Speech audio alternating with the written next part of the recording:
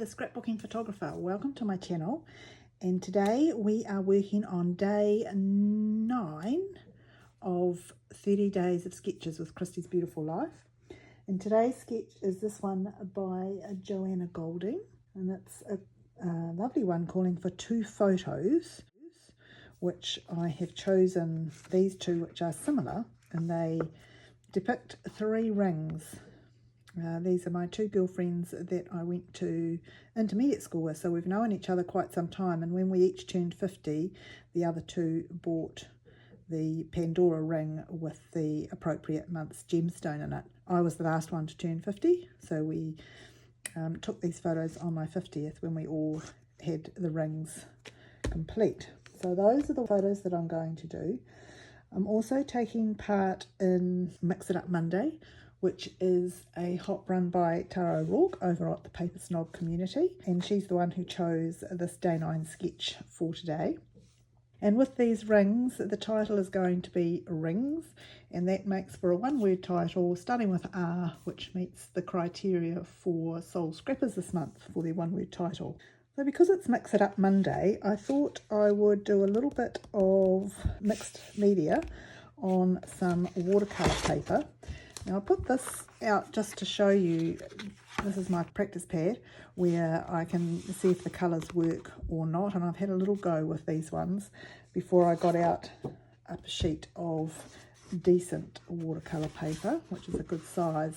Now there's 2 sides to this watercolour paper. There's a smooth side and there's more of a textured side. I thought I might use the textured side today. So I'm going to do all of this sheet, so I'll get rid of the pad. And then we've just got the matte, the all-purpose matte there. So I think we'll use the red last, because we've got Juniper from Close to My Heart, which is the closest I've got to that emerald colour ring here, which is for December. And then in May, there's this turquoise one, which I thought I would use a Peacock's Feathers Distress Oxide. And then mine in January is the garnet, and I'll use the Distressed Oxide Festive Berries for that, but I'll use that last. I don't want it too red, it's got to be kind of even throughout. So what I thought I would do is start with the Juniper, and these may run into each other. I'm not quite sure if it'll come out the way I expect. What I tried on my spare paper worked well, but we'll just see how this goes. So I've squished the lid together to get some on there, and I'll make it very wet. Now this brush is an old makeup one that I found when I was cleaning out one of my bedroom drawers. I found this whole pack of brushes, which was very fine. I don't use them for makeup, so I thought I might use them in the craft room. Okay, so it's obviously going to use a lot more paint than I had anticipated, or a lot more ink. But that's okay, we'll just do it in stages until we get a decent coverage. And these inks do take a bit more spreading than the Distress Oxides. Once we get into the Distress Oxide, we'll get a bit more coverage, I think. But I don't want to put this pad straight onto the paper because it would leave square marks, and I'd quite like it to be all smushed together in a kind of a painterly way rather than a stamped way. I'll do it once more, and then we can move on to the peacock feathers.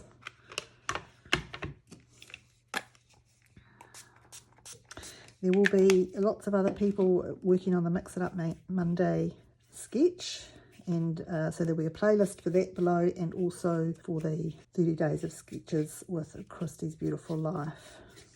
Now that's about drying as we do it, I think. I'll just wipe that excess ink off onto the paper towel. And for this one, I'll mix it on the matte wee dab. Now because it's oxide, it reacts with the water, so I think we'll get quite a bit more coverage with it, but we'll see. And if we need to put more of the Juniper in there, then we can. It's all good.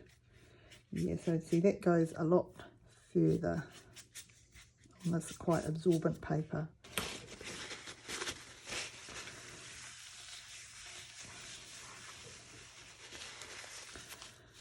I might just give that a quick dry before we put the festive berries on.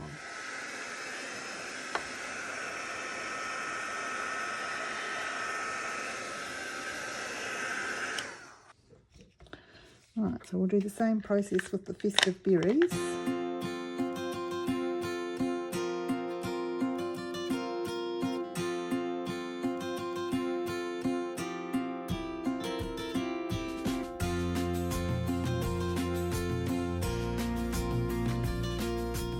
We need a little bit of a juniper to come through onto the top because I've covered, I'll try it that way. I've covered quite a lot of it. We'll try doing it the same way as we did with the others. Might be a bit easier than what I did before. Yeah, so that's coming up nicely. And we'll just fill in these little gaps with it. And then we'll have ourselves a piece of custom made watercolour cardstock. Maybe just one little bit more.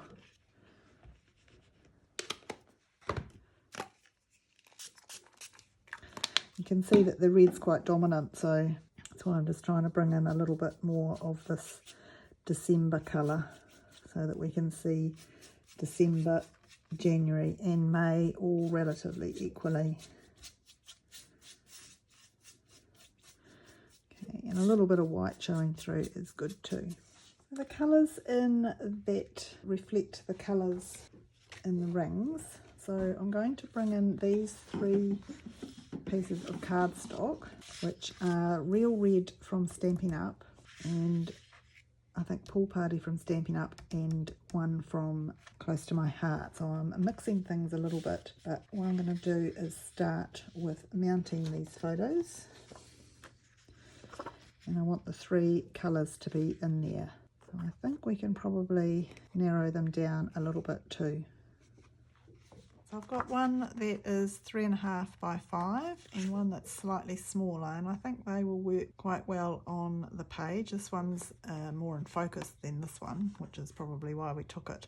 But I think if we put them both together like that, they'll be fine on the page. Right, so we've got our pictures mounted, and we're going to have this cut into strips. So I'll do that now. Question is, do we want to go that way or that way? We'll do it this way. And we'll make them 1.25, so 1¼ inches wide.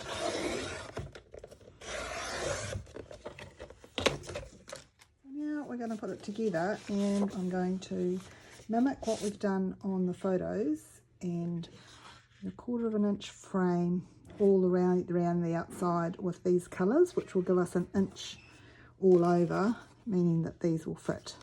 So I'll trim these up. So that's 1/4 inch with that one, and then another 1/4 inch into that one, and I think that means that these will fit across the way like so. So we'll put 3 of those in going that way, and then we've got 3 that we can weave in going that way. Straighten them up a bit. Photos will come in here. Alright, so you can see quite a bit of white on the edges of this watercolour paper. So there's a few things I want to do to get everything ready to stick down. And I'll start with gutting the back of these 3 pieces. Of course I said gutting 3 pieces, but I only want to gut 2, don't I? So I'll stick those down.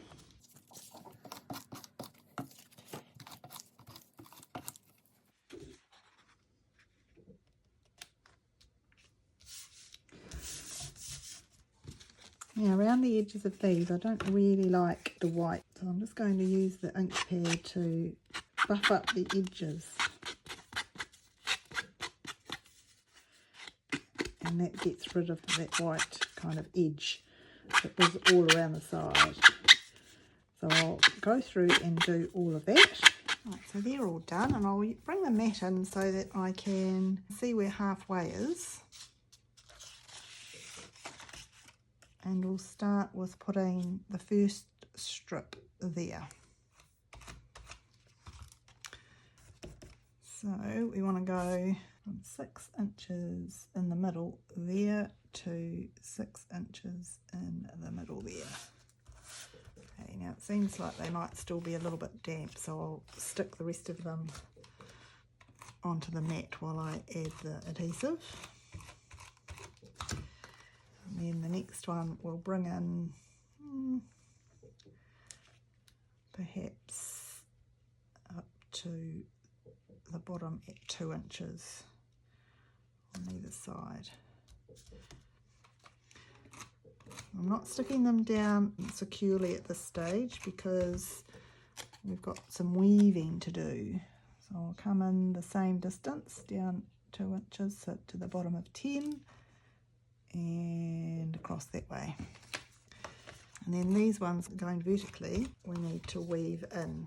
So we'll do the same thing and come in 2 inches so that we end up with a square there. And make sure it's in there straight. And the one in the middle we'll do next. And it has to be the opposite, so we want it underneath there, but over the others, and at 6 in the middle. Right, one more to put in. And that's going to be the same as that one, with going under the ones at the edge at 2 inches and under that one and up to the edge at 2 inches. So that's worked really well because the length of the watercolour cardstock was the same as this when it had an inch cut off, so it must be 11 inches wide, so that's worked well. And we'll pop these photos in like that, and that kind of helps to tie all of the colours together. Okay, now I'm going to use this piece that I gutted out of the back, out of there. I'll use that to cut some letters for the title up here. So that's the R. So yep, perfect. So I'll cut out the word rings. With this two-tone paper, you need to make sure that you cut it out the right way facing, because we didn't want the lighter colour red to be on there. R-I. I'll stick these on. Next thing we need to do is a little bit of embellishing. My favourite dies at the moment for this kind of page is Hearts of Elegance, and there are so many different hearts in here. I still haven't sorted this packet out, too busy using it, but it makes some gorgeous shapes. So I'm going to make 3 hearts because we're all about threes, 3 girls, 3 rings. So I'll make 3 hearts in these 3 different colours and pop them up there, and a couple of little ones down here. So I've cut out a different sort of look on each one just to mix it up a little bit. So I'm thinking that kind of collection there, and then over here we'll come in with, I might go over the top of the photo with those ones. So that brings 1, 2, 3 little bits of red in there as well that blend in with around the outside of the page and also with the outside of the photos. Now these ones, because this is quite raised over the top of the watercolour paper, when I stick that down, I'm just going to put a couple of dimensionals behind it, which will help keep it up and even. There we go.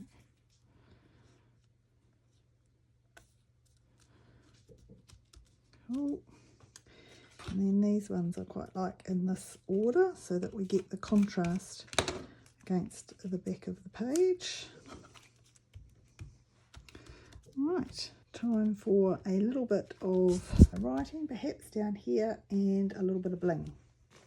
I have a couple of different sorts of bling. I've got these little red hearts and circles. I can just add in because they match the real red colour. And I've also got some bling, which you can never go wrong with too much bling. I'll just pop a couple of those on here and that will be my page complete. So there's my Mix It Up Monday page using some watercolour paper with some mixed media on it that match those colours, and using the sketch from day 9 by Johanna Goulding for 30 days of sketches with Christy's Beautiful Life, and also my one word title to fit with Soul Scrappers 4R. So there'll be links to all of those underneath in the description. Thank you for watching, and if you'd like to take a screenshot and have a scrap lift yourself, then remembering it's Joanna's sketch, not mine, you're welcome to do so. Thank you very much, and happy crafting, everyone.